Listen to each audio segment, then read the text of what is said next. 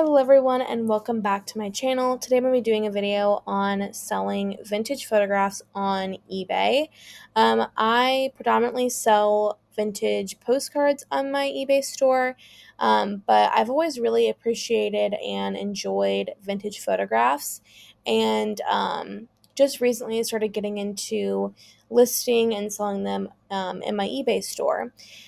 So today's video, I'm going to share some different kind of genres of photos that I've had good luck selling, why I think they sold, different keywords I used to help get them to the correct buyer, things like that. I have found, I think that it's a misconception that I had was that the only photos that were worth selling were things that were identified scenes. Like if it was a street town or a street scene that had the town written on the back of the photograph, or, things that had been written on the back of where the location was. I kind of thought that those were like the best photos to sell, or that if they didn't have a location to them, that they weren't going to be, worth anything. But that I actually have proved myself wrong in that, and there's actually quite a bit of value in just plain old regular photos of people that are not identified at all. So I'm going to show you guys some sales I've had.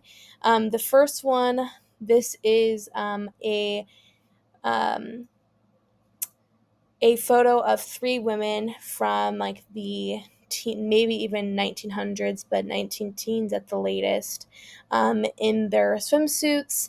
And I just captioned this using bathing suits, and I also included that they were wearing swim caps. And I sold this photo for $7.97. This photo sold pretty quickly. It's of this group of white teenage boys shooting guns and rifles. I don't really know anything about guns, but I just put both guns and rifles in the title. And this one also sold fairly quickly. I sold it on a 10% off offer for $8.97.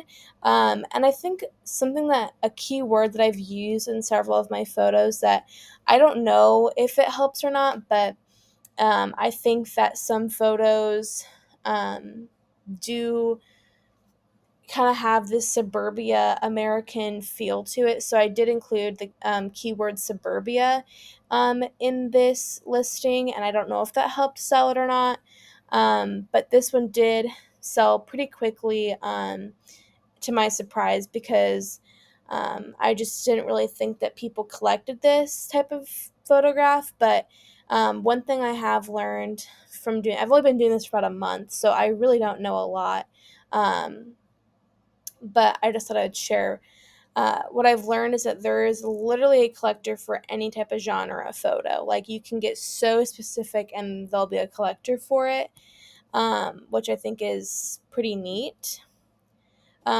This is a photograph from 1956 of a little toddler sitting in a lawn chair, a metal lawn chair, like those kind of like mid-century type of metal chairs. And I sold this one like overnight for $9.97. And to me, when I listed this photo, I listed in a batch of them, and I thought that this one probably wasn't going to sell quickly, because it's just kind of, there's nothing going on.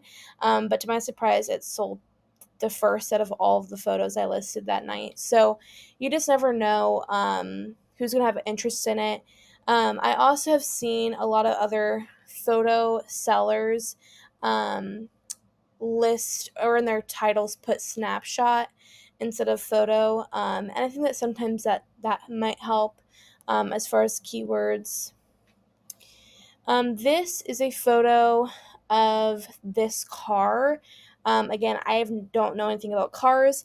What I did is I took this image and reversed Google image searched it, um, and found that it was this 1949 Nash Air Flight car on a picnic.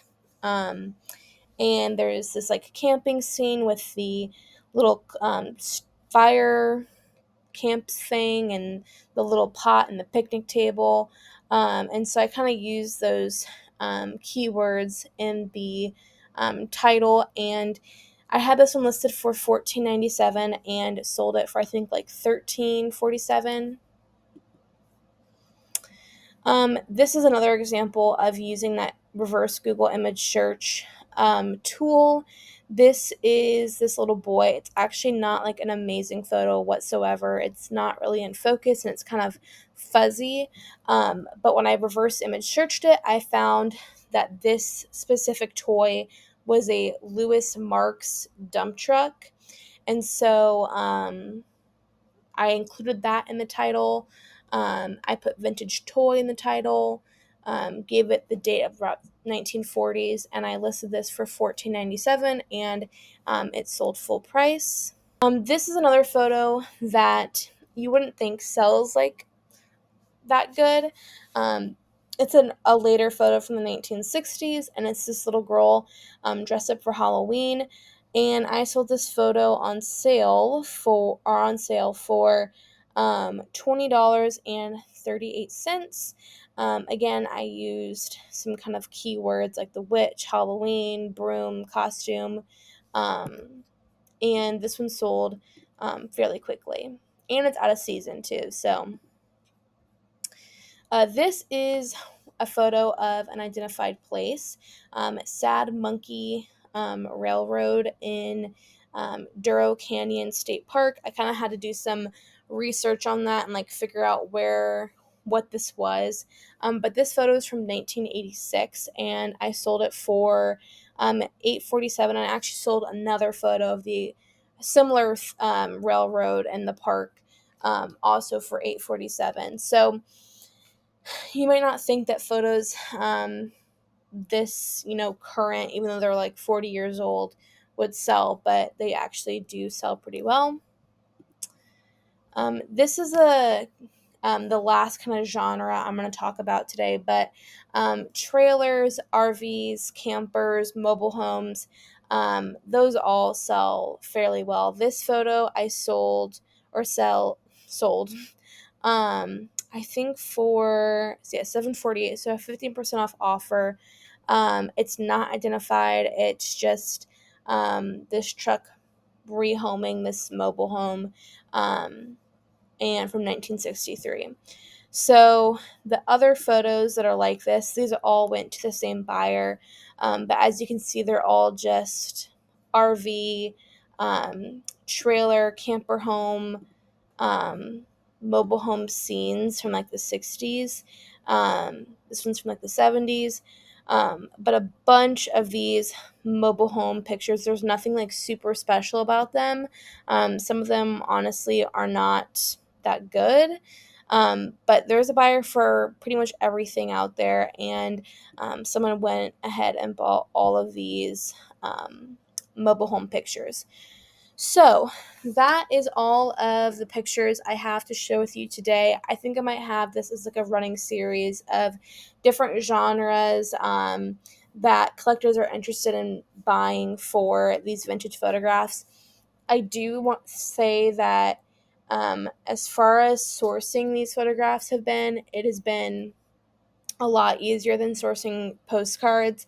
At least in my opinion, I feel like I'm spending maybe 10 to 15 cents per photograph and getting really good photographs.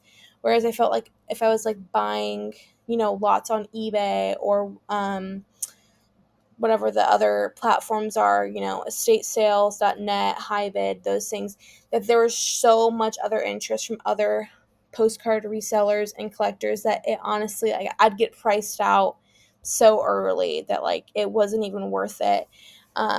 And you can only go to postcard shows, however many times you can a year, to stock up or go to antique malls and stuff. But I just think it's nice to have a good variety of items in the store.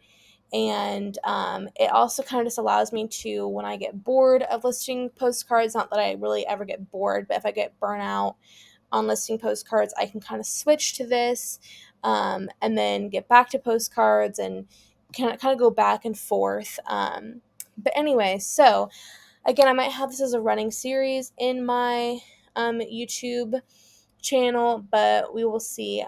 Anyway, I hope you all enjoyed this video. Thanks. Bye.